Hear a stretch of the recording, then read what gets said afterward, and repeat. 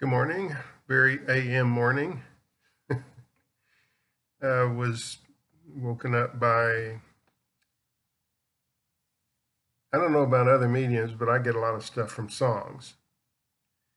I was a musician for a long time, and I know the lyrics to a lot of pop songs and stuff. So I was awakened, uh, but there was no music playing. There was just words playing. And I had to figure out where the words came from. And then I had to look at the lyrics and ask the internet to tell me what the song was about. And in this case, the lyric that I heard needs to be treated separate from the rest of the song, which is usually the case. Sometimes a song, the whole theme of the song is what they're trying to tell me. And sometimes it's just the one line that I get. And one of my YouTube followers asked the other day, what, why do we dream the repetitive thing over and over again? In other words, why don't we have the same dream over and over again? More like a dream of flying or a dream of dying or any kind of dream. If it's repetitive, for me, it's a call to action. The other side loves call to actions. So me dreaming that I can fly and escape whatever is going to get me or bothering me is a clue that we all have wings. We all can fly away from our problems if we wish to. So this morning, and it's been so long since I heard the song that I couldn't put it anywhere. Don't let the past remind us of what we are not now.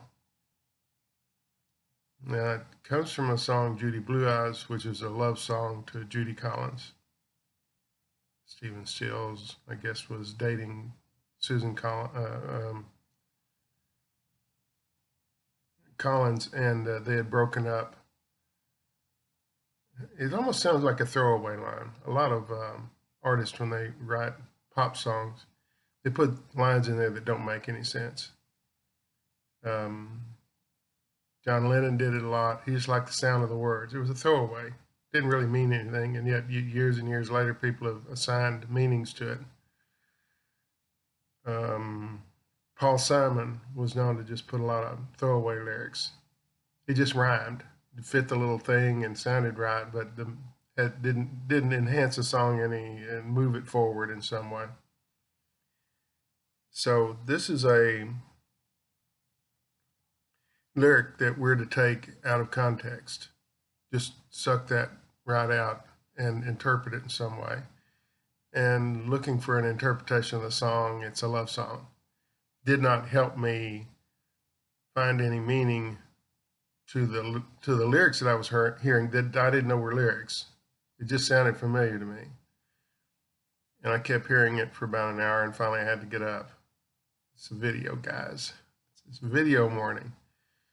So don't let the past remind us of what we are not now. And trying to interpret this is kind of silly, but I'm going to give it my best shot. Since I heard it, and I was awake, but not yet. I was sort of asleep and yet not awake. And that's usually a time to get a good glimpse from the other side as to where you need to be going with your life. And I'm going to say these lyrics apply to me as well as the world.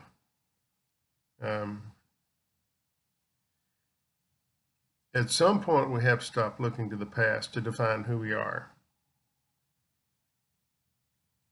Don't let the past remind us of what we are not now, because we're not that anymore. Politicians have made anything possible. A lot of terrible things are happening because they suggested. One particular guy seems to say stupid crap all the time that invokes people somehow doing something stupid, putting their lives at danger and others. So that's the now. We are not going to see politicians go back to where they get on television and talk about we need to raise funding for teachers. We need to clean up the air. We're way beyond that. We're into lie country. Almost everything that comes out of this guy's mouth is a lie. And I was reading something this morning how they fact checked everything he said during the speech, and practically none of it was real. It's all just lies, just stuff he made up. You know that guy. You go to school with that guy in high school, college, where they lie to make themselves look good. That's what this is. The truth is a little more harsh on him. So you invent lies to make yourself look good. This is like a junior high guy standing on a corner bragging to make himself look better than what he is. That's all this is. This isn't complicated. It's not far-reaching psychological stuff. It's just a guy says, and he doesn't really trust what he is. He knows there's something not quite right, so he brags on things that other people did and claim them for himself, or brags on things that never happened.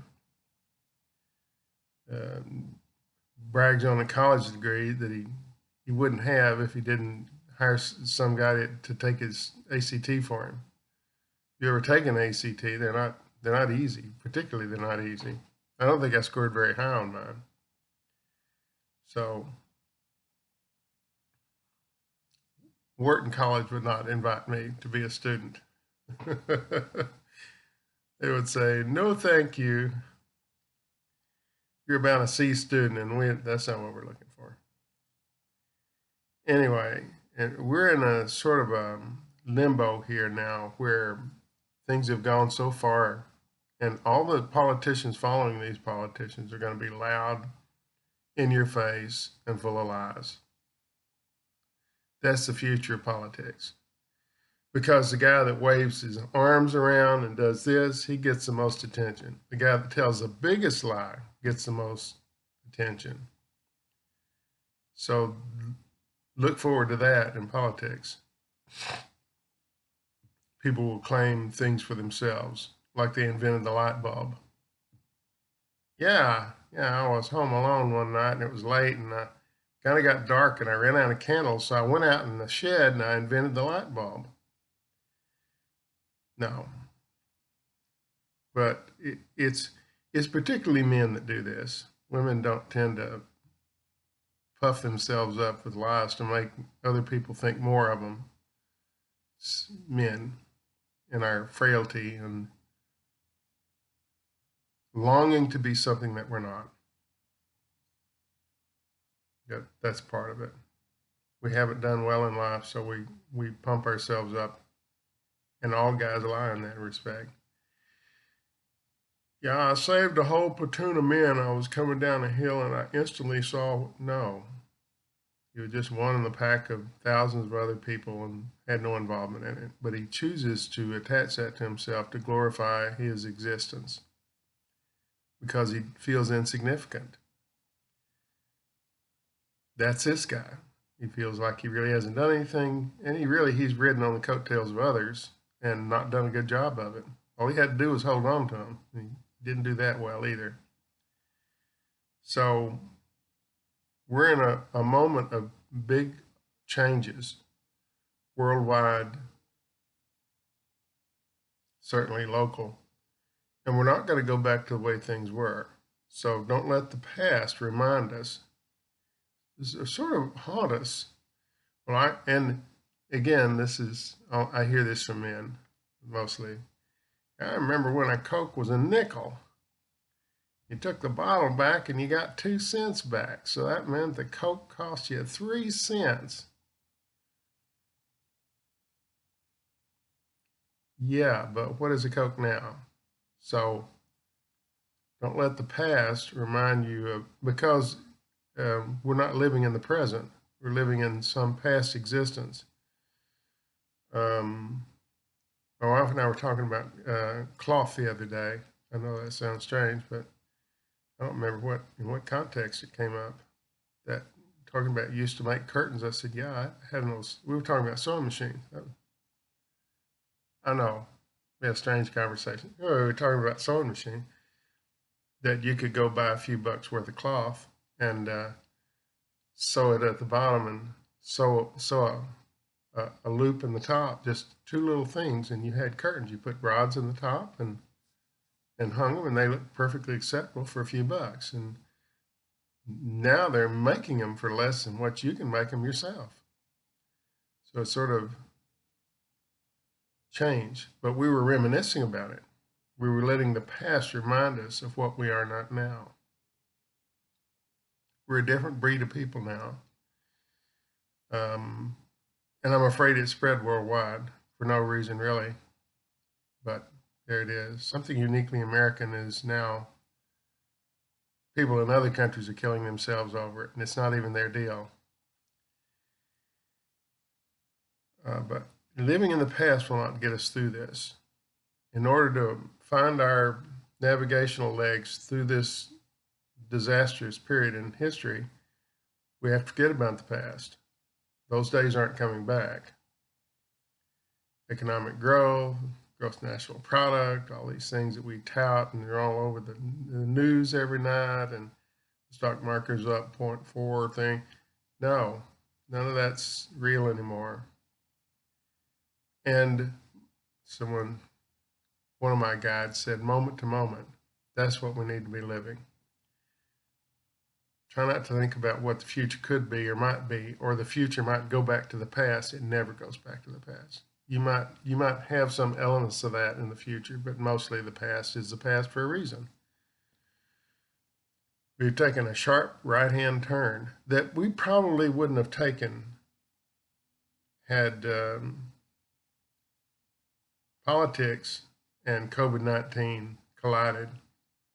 And let the lying begin. We don't have that many infected people. Sure you do. And the first lie was China saying, we got a few, but we don't have this. And like millions of people infected, thousands dying. And then we started doing it. We don't even count anymore, the people who have it. And it's undercounted anyway because I didn't take a test. There are no tests to be taken. So you can underinflate the numbers to anything you want to and so claim it as being real, and who can say they're not? We don't really know, except the infection rate is much higher. It's happening much quicker than what anybody's claiming that it is. Leaps and bounds, someone's saying, leaps and bounds. So let's stick within the now. This is just strictly what I'm hearing from the other side. Feel free to ignore it. That's my disclaimer for today. Feel free to ignore it. And by the way, I do not have that disclaimer on my website that says for entertainment purposes only that people put on there to keep from being sued.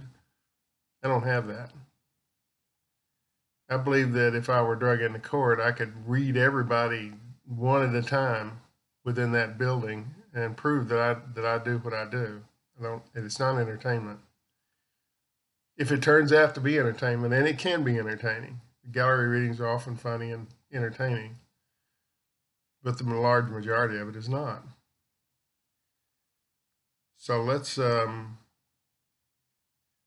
in the moment, watch things as they evolve, and try and adapt to whatever that is.